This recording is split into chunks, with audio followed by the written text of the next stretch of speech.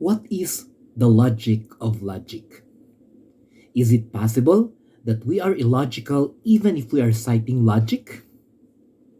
Is it possible that even if we are right, if we will not do it rightly, we are still wrong? Well, these are the questions that will lead us to understand the logic of logic. This is still Academia Gonzaga Instructor's Compass with the topic, The Logic of Logic. And this is Mentor Noy Gonzaga, your online learning partner. Logic is a compounded science that educates a person how to reason, how to argue, and how to explain facts that leads to resolution and augmentation of realistic truths.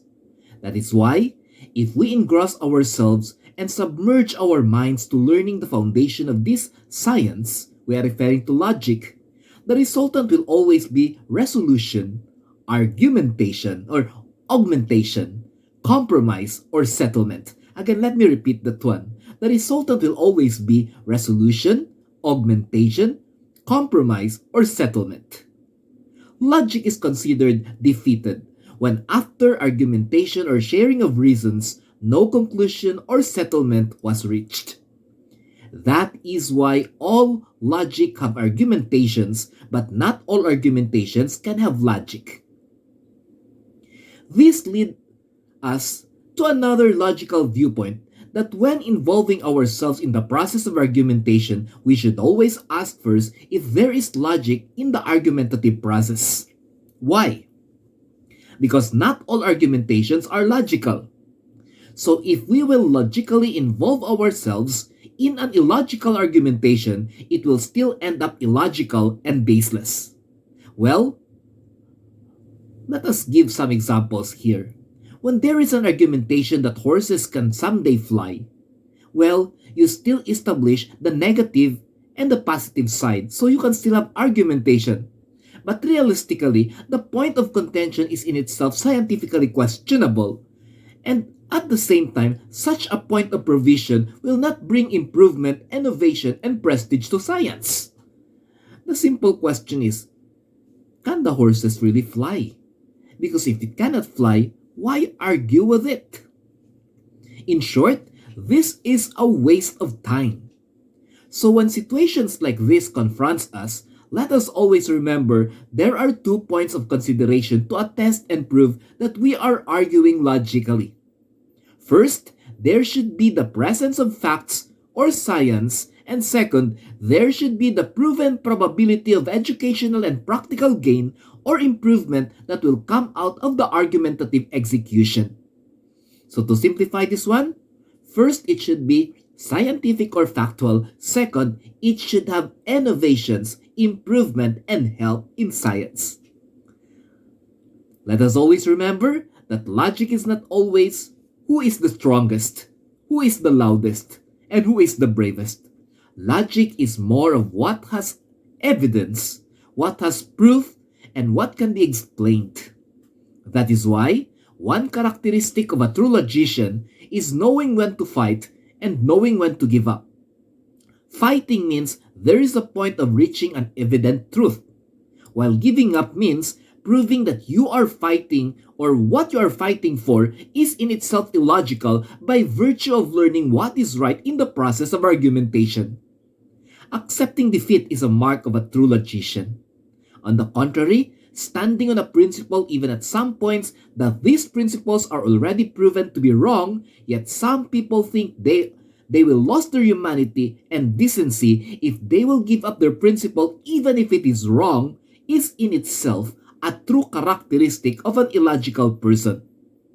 Well, reality is fighting correctly for the wrong points never make things right.